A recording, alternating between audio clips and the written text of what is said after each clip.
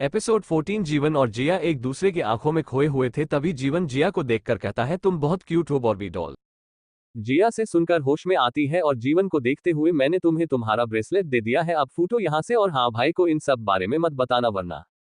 जीवन उसकी बात बीच में काटकर, वरना क्या कर लोगी। जिया दांत पीसते हुए बोली, वरना मार मार कर तुम्हारा कचुम्बर बना दूंगी समझे। जीवन, वॉट कच अंबर क्या बना देगी तुम। जिया, अरे जाहिल गवार, कच अंबर नहीं कचुम्बर। जीवन, जाहिल गवार किसे बोल रही हो तुम, जानती नहीं एशिया के टॉप 5 बिजनेसमैन की लिस्ट में आता हूं। जिया, तो मैं क्या करूं। जीवन, एकदम से प्यार करो ना।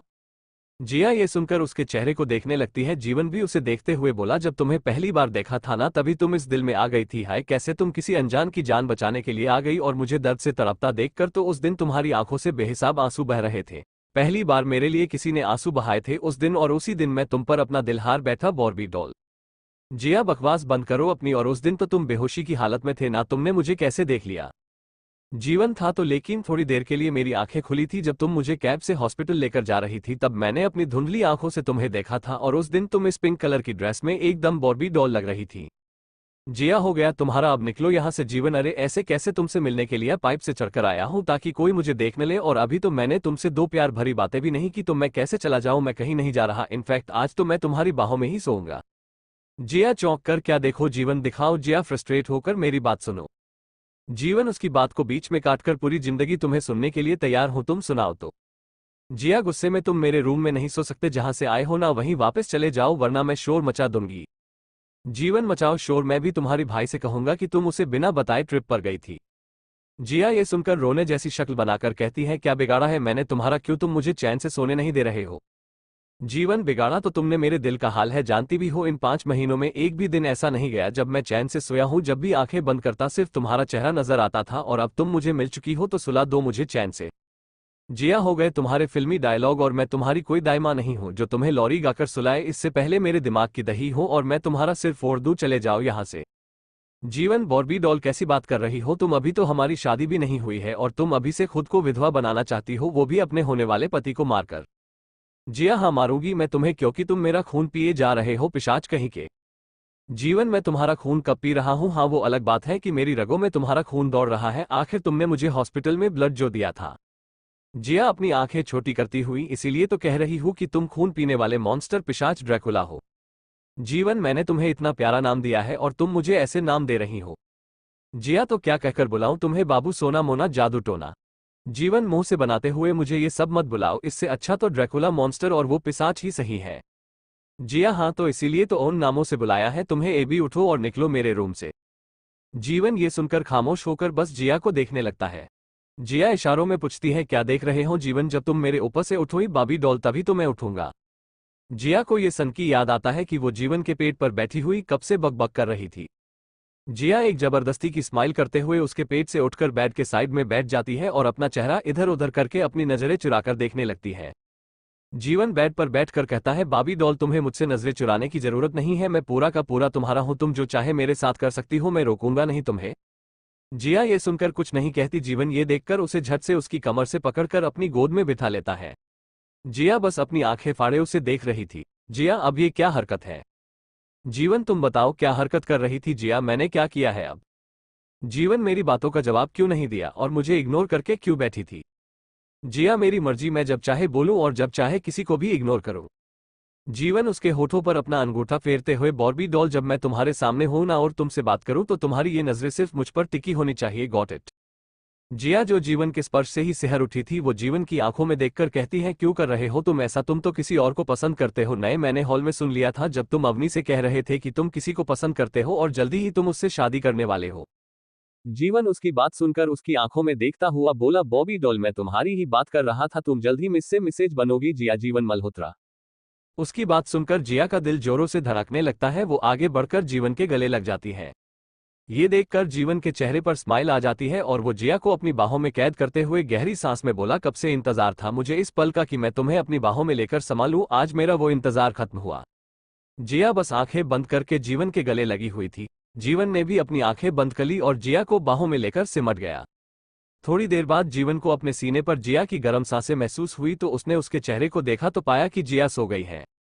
जीवन उसे आराम से खुद से अलग करके बेड पर लिटा देता है और उसके माथे पर लाइट किस करता है और खुद भी उसे साइड हक करके सो जाता है।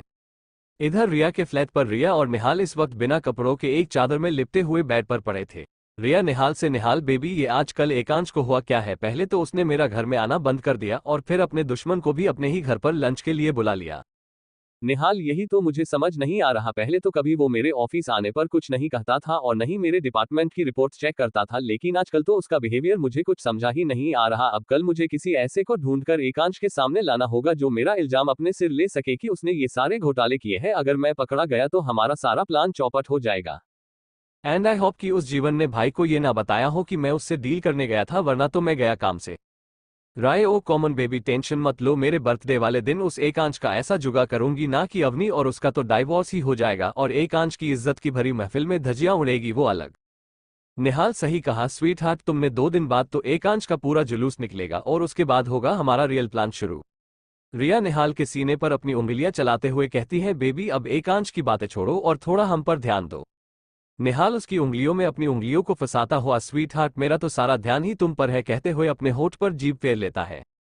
रिया ये देखकर निहाल के पेट पर बैठ जाती है और अपने दोनों पैरों को मोड़ लेती है, फिर निहाल के सीने पर किस और बाइट करने लगती है।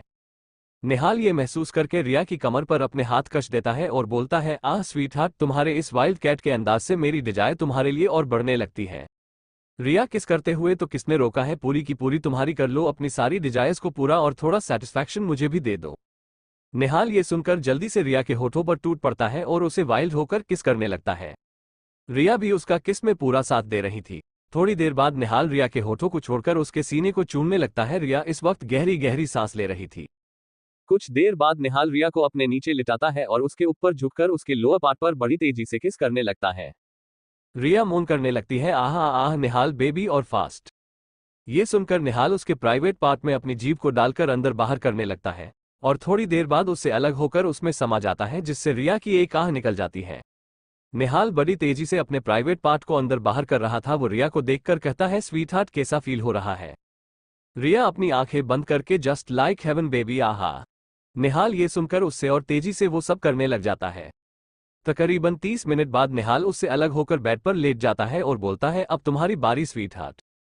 रिया ये सुनकर एक तिरछी स्माइल करती है और बेड पर बैठकर निहाल के प्राइवेट पार्ट को चूमने लगती है। निहाल की पकड़ रिया के बालों पर कस जाती है और वो बोलता है आह फास्ट स्वीट हार्ट फास्ट। रिया ये सुनकर और तेजी से किस करना शुरू कर देती है। थोड़ी देर बाद रिया निहाल के ऊपर आती है और खुद को उसके प्राइवेट पार्ट में एडजस्ट करती है और उसके बाद वो दोनों अपनी अलग ही दुनिया में खो जाते हैं। इससे अनजान की आने वाले 2 दिनों में उनकी उल्टी गिनती शुरू होने वाली है। सुबह के 6 बजे एकांश इस वक्त अवनी के रूम से बाहर निकलता है और अपने रूम की ओर चला जाता है, लेकिन इन सबसे अनजान की नीलिमा ने उसे बाहर निकलते हुए देख लिया था। नीलिमा ये देखकर खुद से ये एकांश अवनी के रूम में क्या कर रहा था, कहीं इन दोनों के बीच प्यार का बीज उगना तो शुरू नहीं हो गया? अगर ऐसा है तो मुझे जल्दी ही कुछ करना पड़ेगा, इससे पहले ये एकांश अवनी पर पूरा लट्टू हो जाए। अब इन्हें कौन समझाए कि एकांश तो बहुत पहले ही अवनी पर लट्टू हो चुका है और अब तो एकांश अवनी के प्यार के लिए सारी हदें पार करेगा। इधर जिया जब उठती है तो देखती है कि जीवन उसके बेड पर नहीं है। जिया को ये देखकर राहत की सांस मिलती है और फिर वो रात की बात को याद करके ब्लश करने लग जाती है और खुद से कहती है इसका मतलब जीवन भी मुझे पसंद कर रहे हैं और कल रात तो मैं उसी की बाहों में सो गई थी, हाउ रोमांटिक। फिर कुछ सोचकर नहीं नहीं जिया तू इतनी जल्दी प्यार में नहीं पड़ सकती, इन लड़कों का कोई भरोसा नहीं होता, कब किसी और के लिए पहली वाली को छोड़ दे, मुझे अभी जीवन के सामने थोड़े और भाव खाने होंगे और उसे इग्नोर ही करते रहना होगा ताकि वो मेरे आगे पीछे घूमता रहे। अगर मैंने ऐसा नहीं किया तो क्या पता उसका जल्द ही मुझसे मन भर जाए और वो मुझे छोड़कर चला जाए। नहीं नहीं मैं ऐसा नहीं होने दे सकती, अब तो वो सिर्फ मेरा बनकर रहेगा। कहते हुए जिया बिस्तर से उठती है और फ्रेश होने के लिए चली जाती है। आज अवनी भी जल्दी उठकर फ्रेश हो गई थी। इस वक्त वो नीचे किचन में खाना बना रही थी। नीलिमा जी भी उसके दूसरी साइड खड़ी होकर एकांश के लिए खीर बना रही थी। तभी एकांश वहां आता है और कहता है मॉम मेरा प्रोटीन शेक। नीलिमा हाँ बेटा वो स्लेब पर रखा हुआ है, तुम ले लो, मैं अभी तुम्हारे लिए खीर बना रही हूँ, अगर थोड़ा सा ध्यान हटा तो खीर जल भी सकती है। एकांश उनके पास आकर थैंक यू सो मच मेरे लिए खीर बनाने के लिए, वैसे इसमें जहर तो नहीं है ना? नीलिमा ये सुनकर चौंक जाती है और घबराकर कहती है या ये तुम क्या कह रहे हो एकांश? एकांश अरे मॉम आप इतना घबरा क्यों रहे हो, मैं तो बस मजाक कर रहा था। नीलिमा ये सुनकर राहत की सांस लेती है। तुम भी ना एकांश बेटा आजकल मजाक बहुत करने लगे हो। एकांश बस उन्हें एक स्माइल पास कर देता है और अपना प्रोटीन शेक लेने के लिए अवनी की ओर चला जाता है। एकांश प्रोटीन शेक लेने के बाद अवनी की खुली कमर पर अपनी उंगलियों को चला देता है। जिससे अवनी की आंखें बड़ी हो जाती है। वो एकदम से नीलिमा की तरफ देखती हैं जो अपना चेहरा उधर करके खीर बना रही थी, और फिर एकांश की ओर लाचारी से देखती हैं जैसे कह रही हो मत कीजिए, ये सब माँ यहीं पर है। मगर एकांश वहीं खड़ा होकर अपना शेक पीने लग जाता है और अवनी की कमर और अपने उंगलियां चलाने लगता है। उसे अवनी को परेशान करने में बहुत मजा आ रहा था। एकांश नीलिमा से बात करते हुए, माँ परसों रिया का बर्थडे है, मैं सोच रहा था कि क्यों ना उसके बर्थडे की पार्टी घर पर ही रख ले। नीलिमा ये सुनकर खुश हो जाती है और अपनी खीर में करची चलाते हुए बोलती है, हाँ बेटा सही फैसला है तुम्हारा, हम अपने घर में ही पार्टी रख लेते हैं और सर मेहमानों को यहीं पर बुला लेंगे। एकांश यस मॉम। इधर ये सुनकर अवनी को जलन होने लगी। तभी उसके दिमाग में एक खुराफात आई। उसने एकांश के पूरे हाथ को पकड़कर अपनी खुली कमर पर रख लिया और एकांश के हाथ के ऊपर अपना हाथ रखकर अपनी खुली कमर पर चलाने लगी।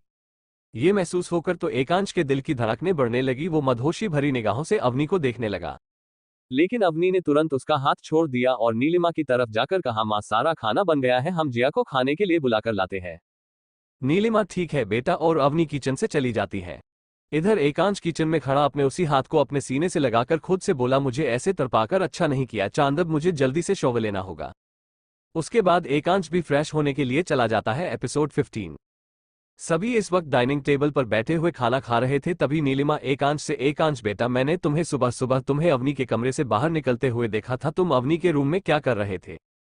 ये सुनकर एकांश जैसे ही कुछ कहने वाला होता है तभी वहां पर एक औरत की आवाज आती है, अब पति अपनी पत्नी के रूम से नहीं निकलेगा तो क्या उड़कर बाहर आएगा? ये आवाज सुनकर सभी मेन गेट की तरफ देखते हैं तो पाते हैं कि एक 49 से 50 साल की महिला और उसके साथ एक 21 साल की लड़की खड़ी है। उसे देखकर तो अवनी और जिया खुश हो गए और एकांश के चेहरे पर एक डेविल स्माइल आ गई। उस महिला को देखकर ही नीलिमा खड़ी हो जाती है और उसके पास जाकर, अरे दीदी आप कब आए, आपने आने से पहले बताया नहीं। वो महिला, क्यों, अगर मैं तुम्हें बता देती तो क्या लेने आ जाती मुझे, और वैसे भी रेवती भारद्वाज नाम है हमारा, लोगों को हमें ऐसे सरप्राइज देना ही अच्छा लगता है। कोआ क्या तुम मेरे आने से खुश नहीं हो? ये है रेवती भारद्वाज, एकांश की बुआ। इनके पति कुछ साल पहले ही इन्हें छोड़कर चले गए थे, तो ये अपनी बेटी विनी के साथ खुद का कारोबार संभालती है। एकांश और जिया से इन्हें बहुत प्यार है और अवनी तो इन्हें पहली ही मुलाकात में भाग गई थी, लेकिन नीलिमा और निहाल इन्हें रत्ती भर नहीं भाते। रेवती की उनकी चालों को अच्छे समझती थी कि ये बस एकांश के सामने अच्छा बनने का दिखावा करते हैं, लेकिन रेवती जी एकांश की वजह से कुछ नहीं कहती थी। नीलिमा जबरदस्ती मुस्कुराते हुए, अरे नहीं नहीं दीदी कैसी बात कर रही है आप, मैं भला आपके आने से खुश क्यों नहीं होंगी, मैं तो बहुत खुश हूँ। विनी, तो फिर मामी जी आप जबरदस्ती की स्माइल क्यों कर रही है, दिल से स्माइल कीजिए ना, ताकि मुझे लग सके कि आप हमें देखकर बहुत खुश है। विनी थोड़ी मुफ्त है, उसके दिल में जो आता है वो झट से कह देती है। तभी अवनी और जिया भी अपनी जगह से उठकर आते हैं। अवनी आगे बढ़कर रेवती जी के पैर छू लेती है। अवनी, नमस्ते बुआ जी कैसी है आप? रेवती जी उसे आशीर्वाद देती हुई, सदा सुहागन रहो, हम बिल्कुल अच्छे हैं, तुम कैसी हो? अवनी, हम भी बिल्कुल ठीक है। फिर जिया आगे बढ़कर रेवती जी को गले लगाती हुई, सुपर वुमेन कैसी हो आप? आपको यहाँ देखकर मुझे बहुत अच्छा लगा। जिया रेवती जी को सुपर वुमेन बुलाती थी क्योंकि जब भी वो यहाँ आती थी तो वो नीलिमा और निहाल को अच्छा सबक सिखाती थी।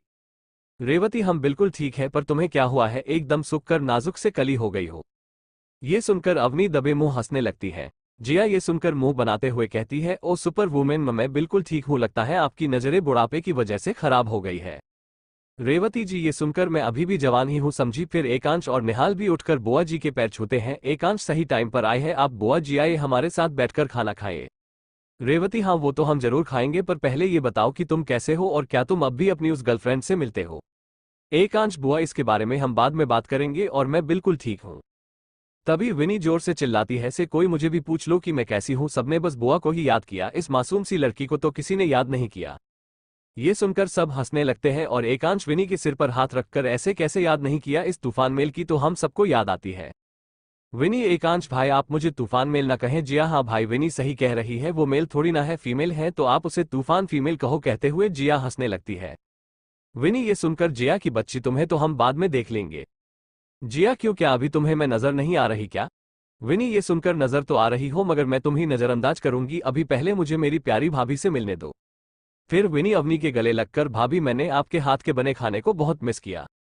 अवनी, मतलब मुझे मिस नहीं किया। विनी ये सुनकर अपनी बत्ती से दिखाकर कहती है, अरे नहीं आपको भी बहुत मिस किया मैंने। रेवती, अब बाकी की बातें बाद में कर लेना। फिर ननिहाल की ओर देखकर, निहाल बेटा हमारा सामान हमारे कमरे में रखवा दो। नीलिमा ये सुनकर मन में कहती है, अब जितने दिन यहाँ रहेगी मेरे बेटे से नौकरों की तरह काम करवाएगी, चली क्यों नहीं जाती ये डायन यहाँ से। निहाल उनकी बात सुनकर, जी बुआ जी क्यों नहीं। फिर वो रेवती जी के सामान की तरफ देखता है और उसके मुंह से निकल जाता है, इतना सारा सामान। निहाल के सामने इस वक्त 8 लगेज रखे हुए थे। जिन्हें देखकर वो एकदम से ये बोल पड़ा। विनी ये सुनकर